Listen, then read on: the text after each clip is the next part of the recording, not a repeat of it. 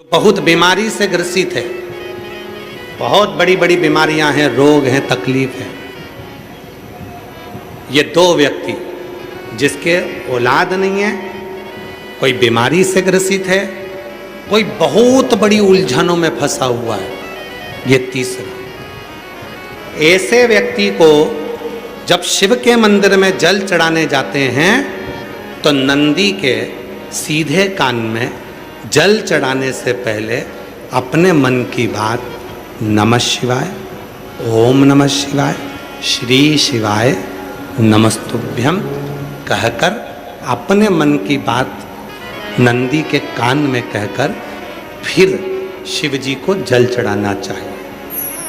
और यदि किसी व्यक्ति को व्यापार खोलना है, कोई प्रॉपर्टी खरीदना है, कोई जमीन जायदाद का लफड़ा हो गया, कोई अदालती केस हो गया, कोई तकलीफ में फंस गया, कोई नौकरी नहीं लग रही है, कोई सर्विस नहीं हो रही है, कोई बहुत एग्जाम दे लिया, 1-2 नंबर से दे रहा है, कोई कंपटीशन एग्जाम में नहीं निकल पा रहा है, तो उस व्यक्ति को पहले जल चढ़ाना चाहिए, फिर आकर नंदी के राइट कान में, सीधे कान में ही नंदी के अपने मन की बात कहकर वापिस अपने घर की ओर आ जाना चाहिए।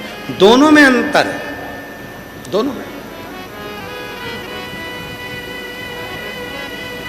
जैसे किसी नारी के गर्भाशय में अगर गठान हो जाती है, शरीर में किसी भी स्थान पर गांठ हो गई, कहीं चेस्ट पर गांठ हो गई, छाती में गांठ हो गई, उदर में हो गई, बच्चादानी में गांठ हो गई, या किसी पुरुष के किसी शरीर में गांठ हो गई, तो उसको क्या करना चाहिए? शिव जी के मंदिर में जब वो जाए, शंकर भगवान के मंदिर में जब नंदी के उल्टे कान में, नंदी के लेफ्ट कान में अपने मन की बात कहकर नमः शिवाय, ओम नमः शिवाय, श्री शिवाय नमस्तुभ्यम बोलकर एक दुर्वा शिव जी को चढ़ाकर जल समर्पित कर देना चाहिए। पहले बोलना है, फिर दुर्वा चढ़ाना है, फिर जल चढ़ाना है। आती समय उस दुर्वा को उठाना है, थोड़ा सा जल झेल लेना है, मंदिर के ही दरवाजे के बाहर उस दुर्वा को चबा चबा कर खाकर जल का आचमन कर लेना है। लगभग 1.5 महीने कर कर देखो, उसके बाद जांच कराओ, आपकी गठान गल चुकी होगी, समाप्त हो रही होगी, वो गांठ अपने आप समाप्त।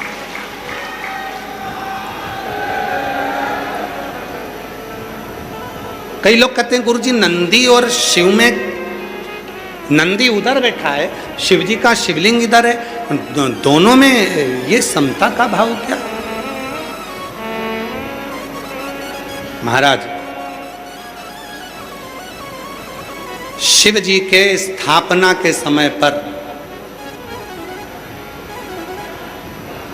नंदी की स्थापना के समय पर नंदी और शिव जी के बीच में एक सूत्र बनता है जिसको सोमसूत्र कहते हैं।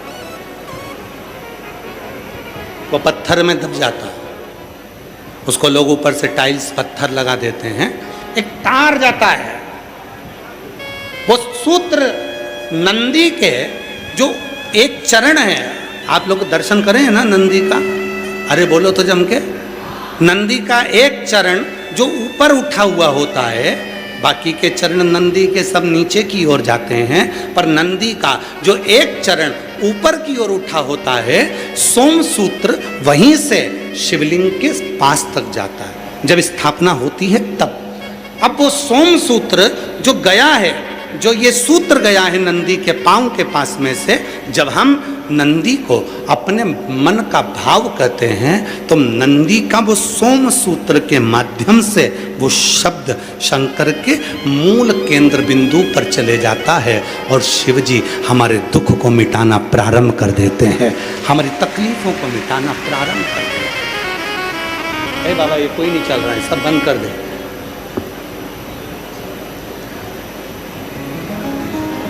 सोम सूत्र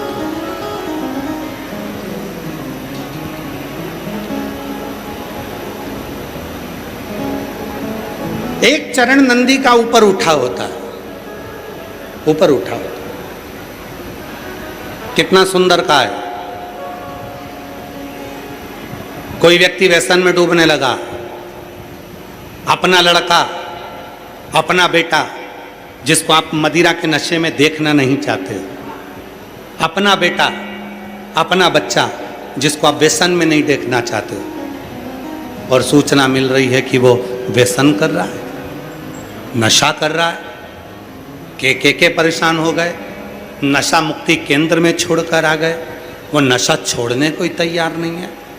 तब नंदी का जो पैर उठा हुआ होता है उसी पैर के पास में एक छोटी सी कटोरी में जल रखा जाता है, छोटी सी कटोरी में जल, उसमें एक बेलपत्र डाल दिया जाता है। महाराज, जब आप शिव जी के मंदिर में जाओ, नंदी के उस चरण के पास में कटोरी में जल रखेंगे बेलपत्र डालकर, और अपना जो एक लोटा जल लेकर आए हो वो शिव जी को चढ़ाओगे, प्रार्थना करोगे। जल चढ़ाने के बाद आप जब वापिस आओगे, उसी कटोरी को जो बेलपत्र रखा हुआ जल है उसको लेकर आई है, और जो व्यसन में डूबा हुआ व्यक्ति है, जो बच्चा नवयुवक नशा नहीं छोड़ रहा है, उसको धीरे धीरे रोज प्रतिदिन वो जल थोड़ा थोड़ा रोज का देना प्रारंभ करिए। धीरे धीरे उसको व्यसन से नफरत होने लगेगी और वो छोड़ना प्रारंभ कर देगा। व्यसन का कितना भी ग्रसित होगा वो धीरे धीरे धीरे धीरे उसको छोड़ देगा। नशे, ये नंदी का एक चरण जो ऊपर होता है धर्म का चरण, ये कोई साधारण चरण नहीं है नंदी का। ये नंदी का कोई साधारण चरण नहीं है।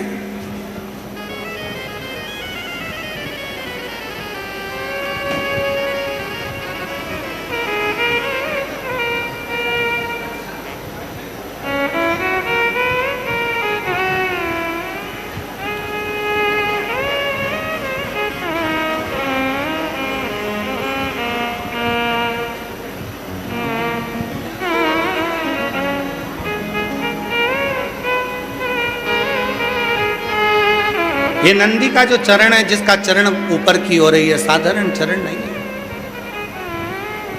कहते हैं बहुत तकलीफ है, बहुत कष्ट है, इतना टेंशन है, इतना टेंशन है कि पूरा डिप्रेशन में जीव जा रहा है। पहुंच जाओ नंदी के पास, बैठ जाओ नंदी के पास में, जो चरण उठा हुआ है उसी के पास में बैठ जाओ, नंदी के बिल्कुल बाजू पास। कुछ देर ओम का नाद करना प्रारंभ करिए।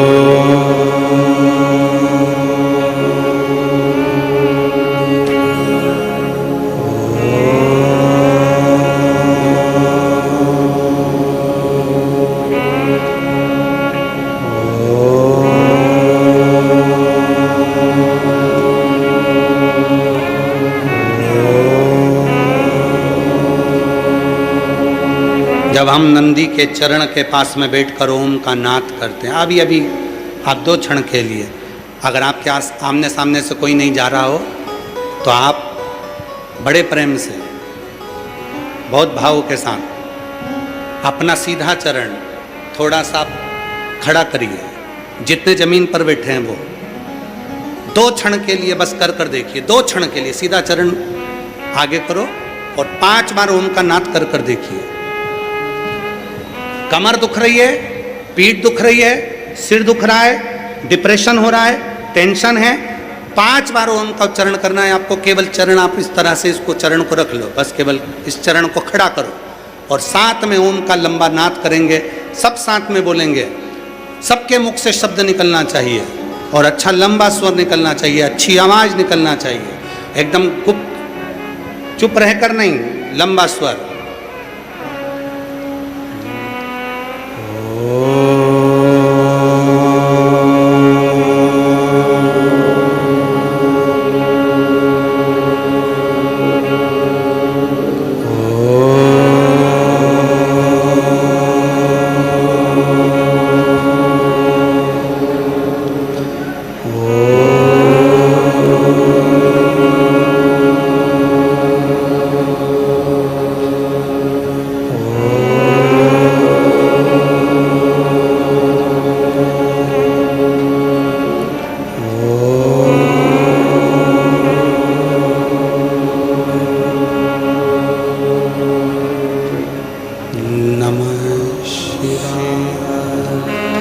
आराम से बैठिए, नेत्र खोलकर स्मरण करिए।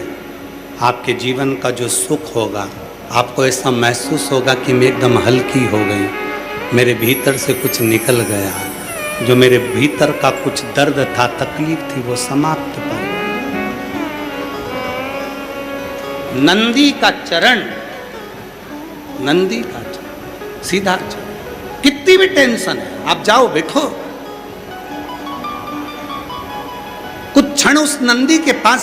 और अगर तुमको लगे कि मेरे घर में अशांति फैलती जा रही है, टेंशन ही टेंशन हो रहा है, जहां नंदी का सीधा चरण, जो ऊपर है नंदी का चरण, उसके चरण की रज थोड़ी सी लेकर आइए, अपने घर के दरवाजे पर उसका हाथ फेरना प्रारंभ करो। धीरे धीरे धीरे धीरे शांति महसूस।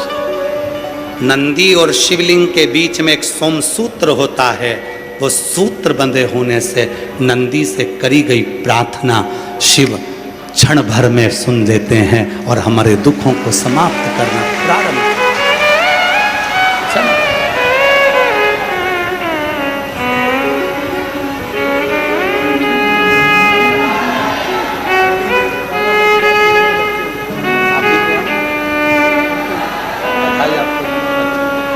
बारह वर्ष के बाद आपकी ननंद के यहाँ 12 वर्ष के बाद जुड़वा बच्चे हुए हैं। एक बार जोरदार ताली बजाकर साधुवाद।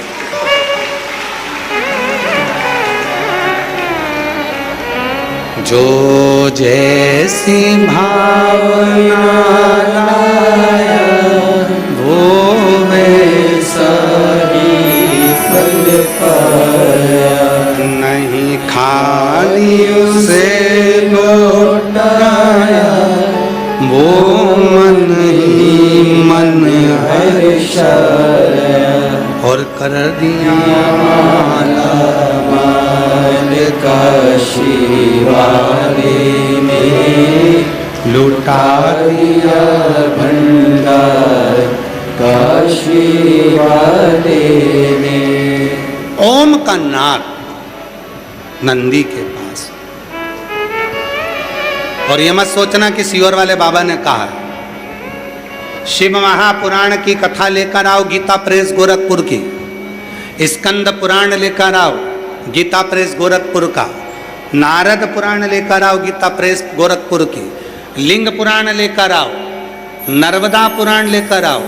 इन पुराणों का अध्ययन करो, उस अध्ययन में तुमको मिलेगा कि नंदी के एक एक चरण का महत्व क्या है, नंदी के एक एक पांव का महत्व क्या है, एक एक चरण का महत्व क्या है।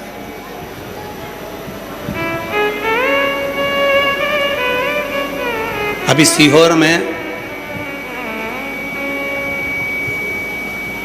कुछ समय लगेगा, अभी यार इतनी जल्दी तो नहीं, पर सीहोर में एक दिव्य और भव्य नंदीशाला का निर्माण हो रहा है कुबेरेश्वर धाम पर। ऐसी नंदीशाला जिसमें जीवित नंदी तो रहेंगे ही, साथ में एक नंदी ऐसा रहेगा, उस नंदी का दर्शन नंदी की पत्नी के साथ में केवल एक कुबेरेश्वर धाम पर ही होगा, नंदी की धर्म पत्नी के साथ।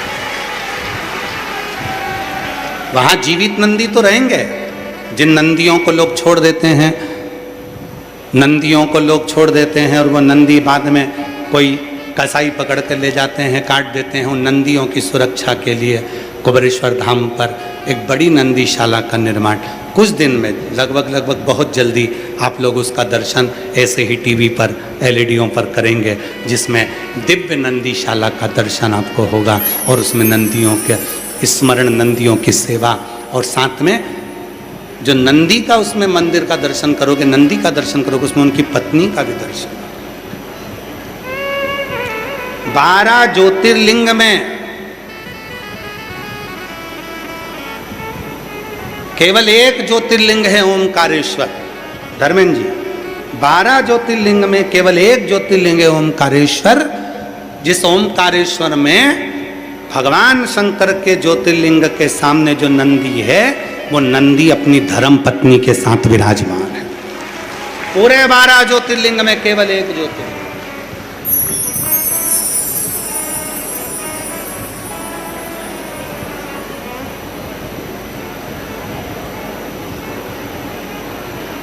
नंदी अपनी धर्म पत्नी के साथ में शिव की साधना में डूबा, ओमकारेश्वर की पवित्र भूमि।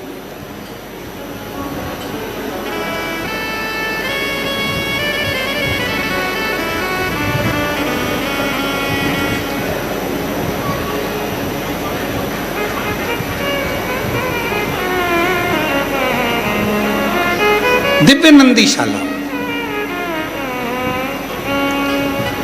नंदी के एक एक चरण का महत्व आप पुराणों के अंतर्गत देखिए। पुराण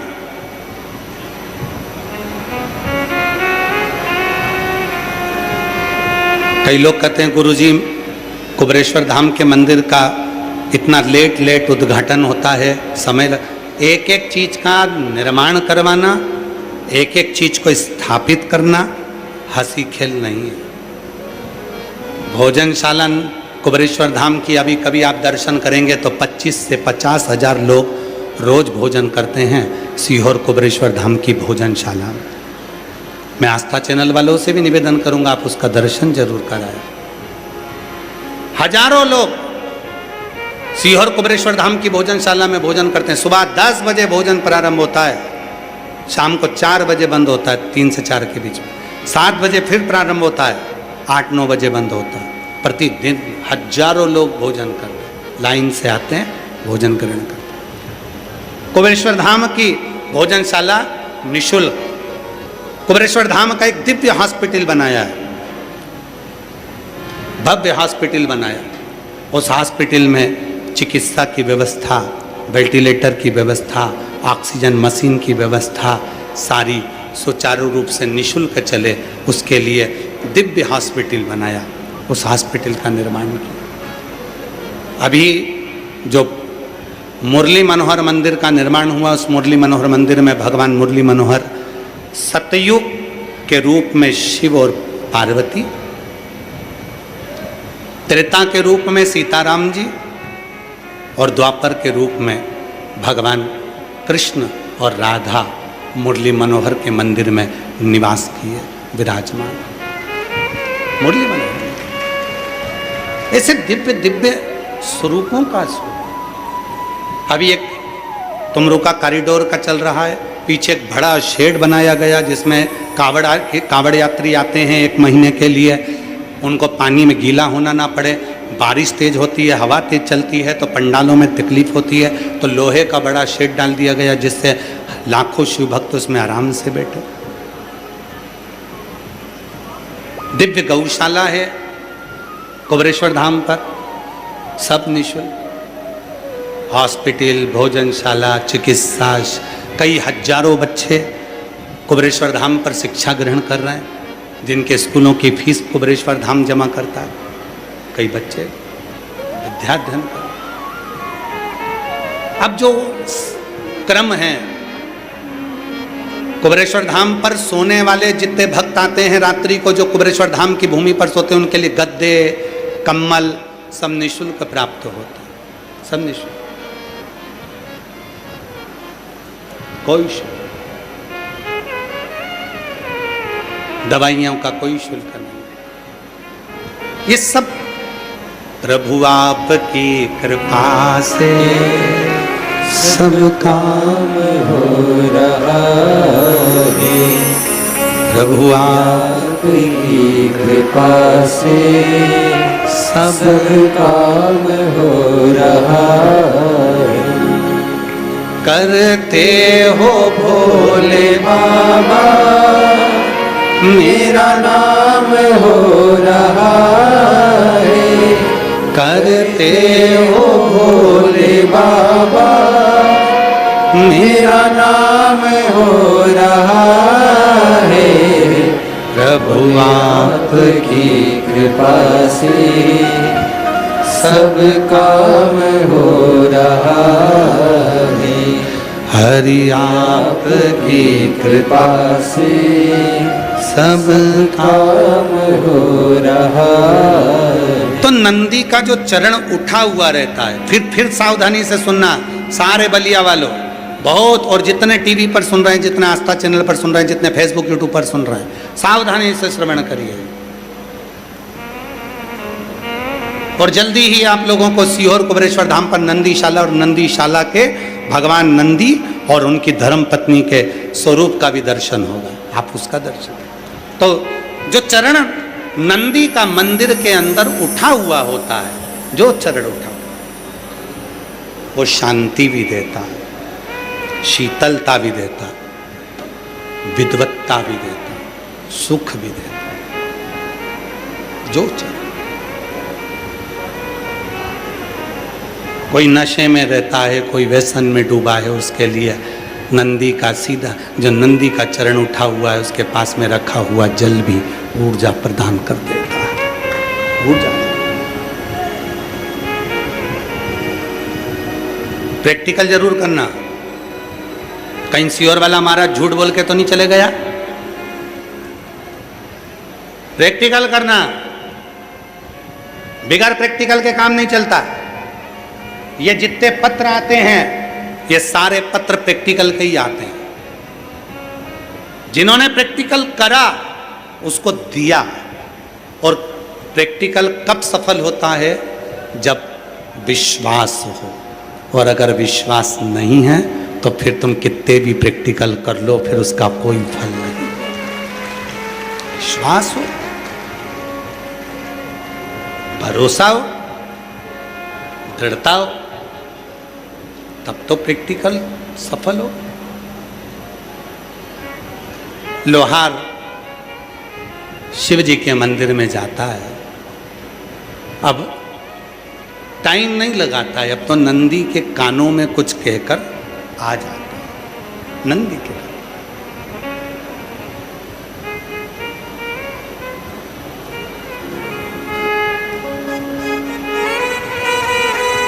और ये जीवन, जो मानव का जो शरीर है, जो मानव भगवान ने शरीर दिया है, हम उसको पहचान नहीं पाते।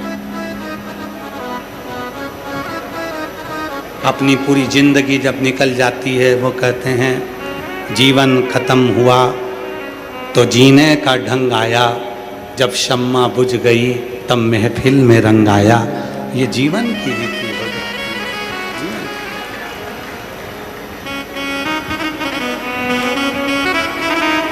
करके मंदिर में नंदी के कानों में जाकर कुछ कहने,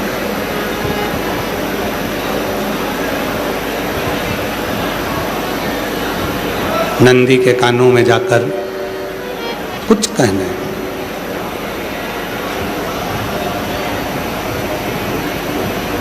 अब समय कम लगता है उसको, जाता है नंदी के कानों में कहकर वापस लौट कर आ जाता है, फिर जाता है नंदी कानों में कहकर वापस आ जाता है। ज़्यादा भटकता नहीं, शिव के मंदिर में जाता है, नंदी के कानों में कहकर वापस आ जाता है।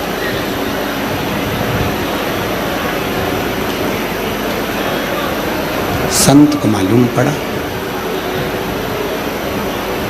और संत को मालूम पड़ा कि शंभु शंभु शंभु शंभु शंभु शंभु शंभु, ये चल रहा है, बक्से चल रहा है, आवाज आ रही है ना, शंभु शंभु। संत को मालूम पड़ा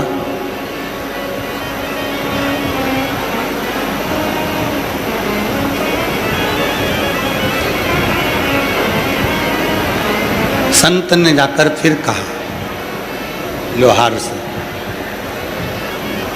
तुम मंदिर जाते हो, वापिस आ जाते हो, क्या एक क्षण में शिव जी की साधना हो जाती है?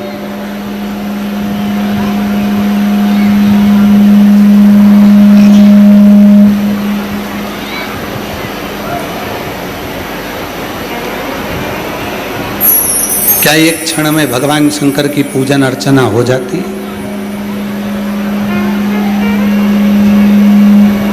लोहार ने कहा कि परिवार का भरण पोषण भी करना रहता है, परिवार को संभालना भी रहता है, तो मेरे पास में समय का अभाव है, इसलिए मैं शिव के नंदी के पास जाकर शिव के नंदी को अपनी बात कहकर आ जाता हूं। शिव नंदी के पास। और फिर निवेदन है मेरी जीजियों, बलिया के बाबा बलखंडी नाथ मंदिर के इस पवित्र दिव्य प्रांगण में बैठकर आप कथा का रसतत्व ग्रहण कर रहे हैं। माननीय मंत्री महोदय श्री दयाशंकर सिंह जी द्वारा आप सभी के कहने पर ये शिव महापुराण की कथा की दिव्यता प्रदान करेगी।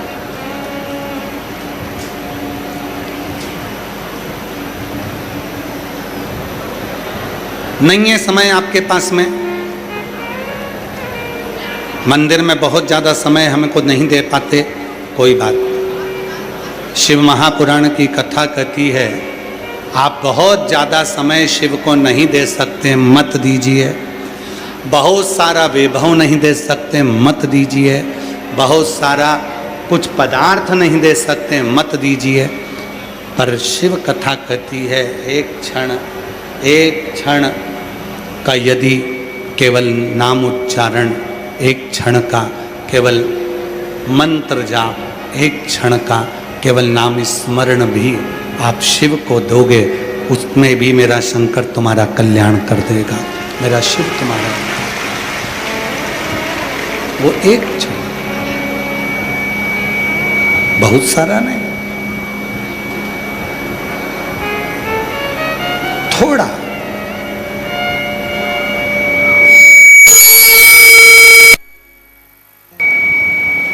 एक क्षण का भी यदि हम शिव को दे रहे हैं, एक क्षण का भी हम भगवान शंकर को प्रदान कर रहे हैं, तो हमें कुछ ना कुछ नहीं।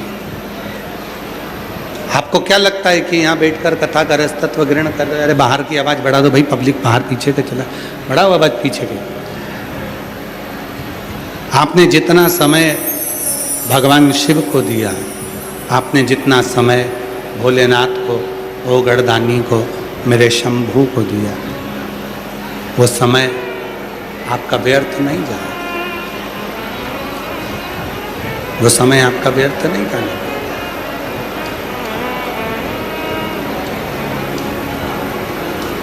उसको कहते हैं महाकाल। महाकाल मतलब काल की गणना रखने वाला। शंभो शंभो शंभो शंभो शंभो शंभो शंभो शंभो शंभो शंभो शंभो शंभो शंभो शंभो शंभो। इसमें तकलीफ क्या है भाई? साउंड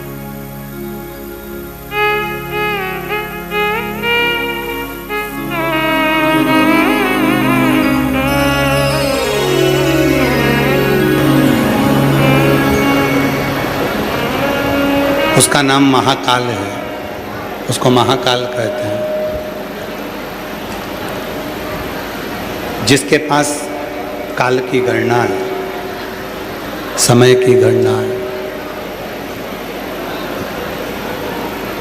हम एक क्षण भी शिव के स्मरण में अगर डूबते हैं, हम एक क्षण भी भगवान शंकर का मंत्र जाप करते हैं, तो वो महाकाल की लिस्ट में, मेरे शिव की लिस्ट में रहता है हमारा एक क्षण भी।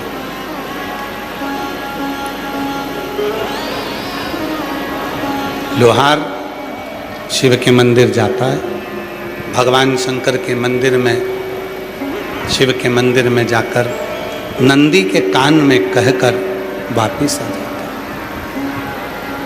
वापिस आया समय,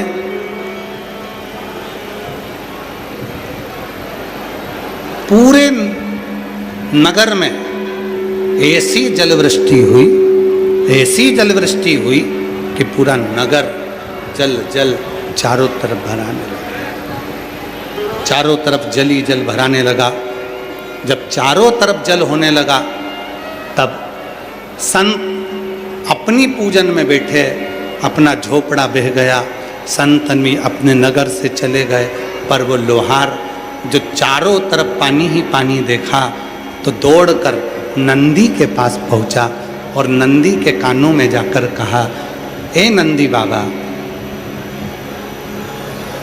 शिव जी से कह देना मेरी सुध ले, मेरी सुध ले। भगवान शंकर से कहना कि मेरी सुध ले, आपका पुत्र पुकार रहा। नंदी के कानों में कहकर जैसे ही, नंदी के कानों में बोलकर जैसे ही लोहार वापिस आया, नंदी के कानों में कहकर थोड़ा मिठास दे दे, गला पकड़ रहा है बहुत ज़्यादा। नंदी के कानों में कहकर जैसे ही लोहार वापिस आया कि बाबा से कह देना कि मेरी सुध ले,